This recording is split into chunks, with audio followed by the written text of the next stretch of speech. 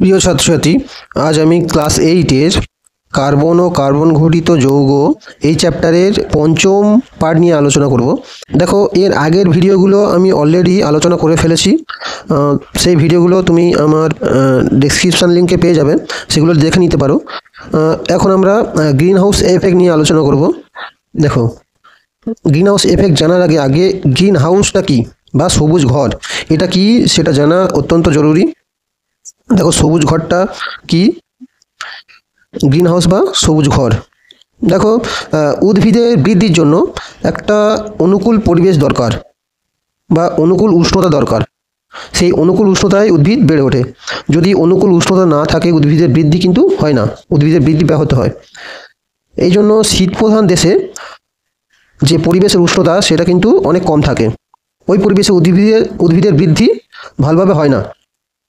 সেক্ষেত্রে কী পদ্ধতি অবলম্বন করা হয়?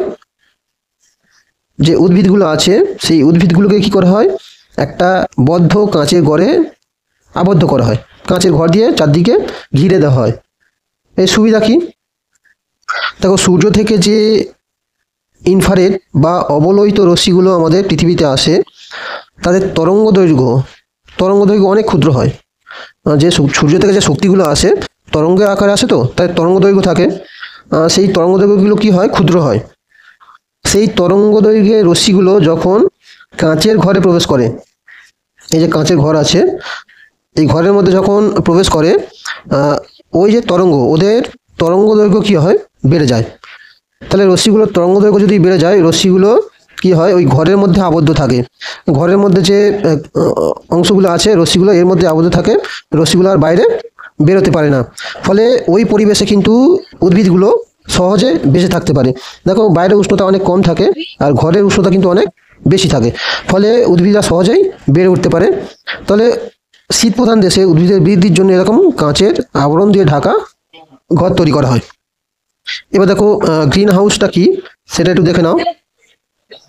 শীতপ্রধান দেশে উদ্ভিদের বৃদ্ধির জন্য অনুকূল উষ্ণতা থাকে না, এই জন্য উদ্ভিদকে কাঁচের আবরণ দ্বারা ঢেকে দেওয়া হয়। এই ঘরের মধ্যে উদ্ভিদ অনুকূল উষ্ণতা পায় ও সহজে বেড়ে ওঠে। এই ঘরকে গ্রিন হাউস বলা হয়। গ্রিন হাউস ঘরের কার্যপ্রণালী কীরকম? সূর্য থেকে আসা ক্ষুদ্র তরঙ্গের অবলোহিত রশ্মি কাঁচের দেয়াল ভেদ করে ভেতরে প্রবেশ করে। কাঁচের দেয়ালে প্রবেশ করার পরে রশ্মিগুলোর তরঙ্গদৈর্ঘ্য বেড়ে যায়। রশ্মিগুলো কাঁচের দেয়াল ভেদ করে বাইরে বেরিয়ে আসতে পারে না, ফলে ঘরের উষ্ণতা বৃদ্ধি পায়। কাঁচের ঘরের বাইরের উষ্ণতা কম থাকলেও কাঁচের ঘরের মধ্যে উষ্ণতা বেশি থাকে, ফলে উদ্ভিদ সহজে বেড়ে উঠতে পারে। এই ঘরকে গ্রিন হাউস বা সবুজ ঘর বলা হয়। দেখো, যে কার্যপ্রণালী সেটা আমি অলরেডি বলে দিয়েছি।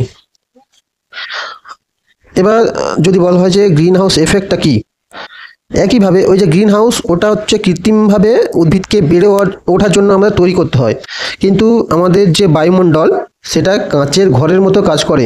কিভাবে কাজ করে দেখো, এটা দেখে নেব। গ্রিন হাউস এফেক্টটা কী?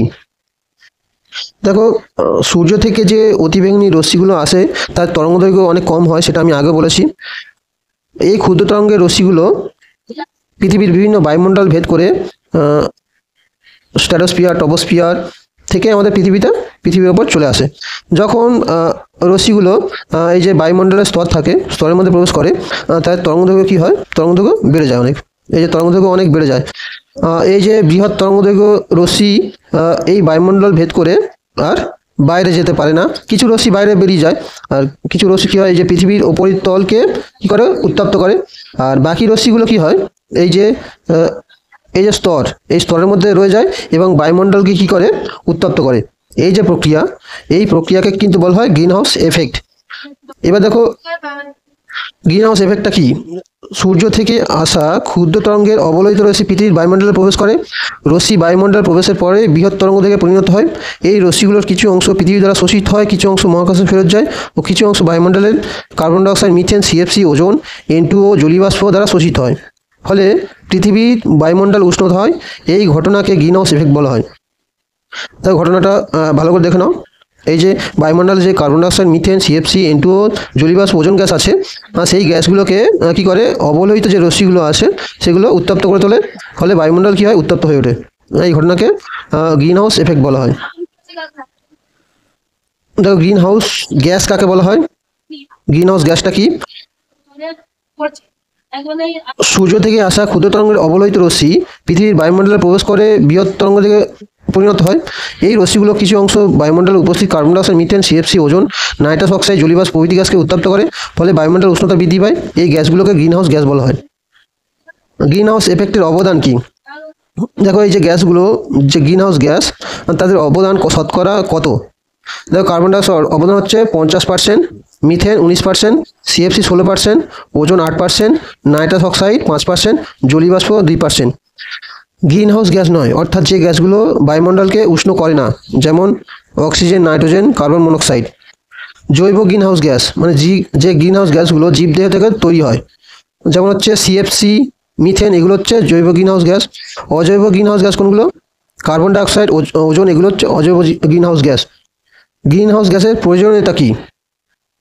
গ্রিনহাউস গ্যাস বায়ুমণ্ডলের উষ্ণতা বৃদ্ধি করে, ফলে সমস্ত জীবজগৎ বেঁচে থাকতে সক্ষম হয়। গ্রিনহাউস গ্যাস না থাকলে পৃথিবীর উষ্ণতা হতো -30°C। এত কম উষ্ণতায় কোনো জীবের পক্ষে বেঁচে থাকা কিন্তু সম্ভব হতো না। গ্রিনহাউস গ্যাসের উৎস কী, মানে কোথা থেকে গ্রিনহাউস গ্যাসগুলো পাওয়া যায়? দেখো, প্রথমে কার্বন ডাইঅক্সাইড। জীবাশ্ম জ্বালানি দহন করলে কার্বন ডাইঅক্সাইড পাওয়া যায়। জঙ্গলের দাবানলের সময় কার্বন ডাইঅক্সাইড উৎপন্ন হয়। সিমেন্ট তৈরির কারখানা থেকে কার্বন ডাইঅক্সাইড নির্গত হয়। দেখো, মিথেন কোথা থেকে নির্গত হয়? বায়োমাস থেকে মিথেন উৎপন্ন হয়। গবাদি পশুর পাকস্থলীর যে রুমেন প্রকোষ্ঠ থাকে, সেখান থেকে কিন্তু মিথেন নির্গত হয়। উইপেকার অন্ত্রে কিন্তু যে ব্যাকটেরিয়া, তারা কিন্তু মিথেন নির্গত করে। সিএফসি, দেখো, ক্লোরোফ্লুরো কার্বন, এটা কোথা থেকে পাওয়া যায়? দেখো, রেফ্রিজারেটর ও এসি থেকে। অ্যারোসল স্প্রে, অগ্নি নির্বাপক যন্ত্র মানে আগুন নেভানোর যন্ত্র থেকে সিএফসি নির্গত হয়। ওজোন গ্যাসের উৎস কি? দেখো, স্ট্র্যাটোস্ফিয়ারে যে ওজোন স্তর আছে, সেখান থেকে ওজোন গ্যাসগুলো উৎপন্ন হয়। নাইট্রাস অক্সাইড, মাটির ডিনাইট্রিফাইং যে ব্যাকটেরিয়া মাটিতে উপস্থিত নাইট্রেট লবণকে বিজারিত করে নাইট্রাস অক্সাইড মুক্ত করে। জলীয়বাষ্প, বায়ুতে যে উপস্থিত জলীয়বাষ্পের উৎস। এবার দেখো, বিশ্ব উষ্ণায়ন বা গ্লোবাল ওয়ার্মিং কি? গ্রিনহাউস গ্যাসের ক্রমাগত বৃদ্ধির ফলে কিন্তু সারা বিশ্বে ক্রমাগত উষ্ণতা বৃদ্ধি পাচ্ছে। এই ঘটনাকে বলা হয় বিশ্ব উষ্ণায়ন। গ্লোবাল ওয়ার্মিং এর প্রভাব কি, মানে গ্লোবাল ওয়ার্মিং এর ফলে কি ক্ষতি হয়? দেখো, উত্তর ও দক্ষিণ মেরুর বরফ গলে সমুদ্র নিকটবর্তী যে এলাকা জলের তলায় তলিয়ে যাবে।